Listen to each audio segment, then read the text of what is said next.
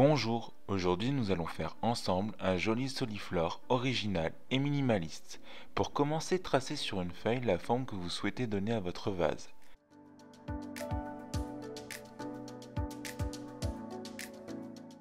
Mettez votre dessin de côté, puis venez poser sur votre plan de travail du papier sulfurisé pour le protéger. Ensuite, prenez de la pâte autodurcissante et travaillez-la afin de former un boudin de pâte régulier.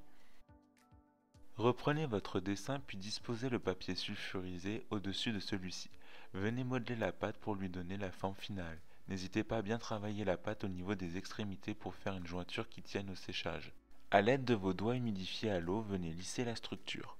Ensuite, venez percer la pâte au milieu du vase à l'aide d'un pic à brochette comme ceci, ce qui va permettre par la suite d'y insérer des fleurs séchées. Il va falloir attendre que la pâte sèche à l'air libre, tout dépend de l'épaisseur de votre pâte. Pour ma part, j'ai attendu 4 jours pour que la structure soit bien dure. Il est temps de poncer légèrement le soliflore. Ensuite, nous allons pouvoir le customiser. J'ai opté pour une sous-couche de peinture blanche sur les deux faces du soliflore.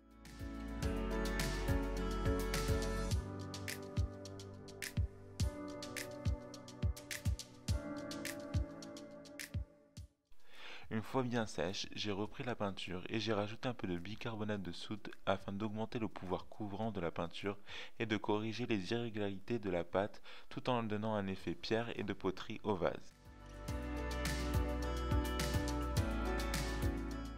J'ai appliqué ce mélange sur toutes ses faces.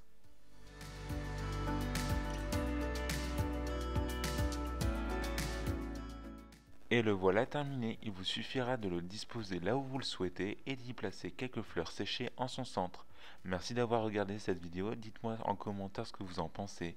Si cette vidéo vous a plu, n'hésitez pas à liker, partager et à vous abonner, ça fait toujours très plaisir et ça m'aide beaucoup. Ciao!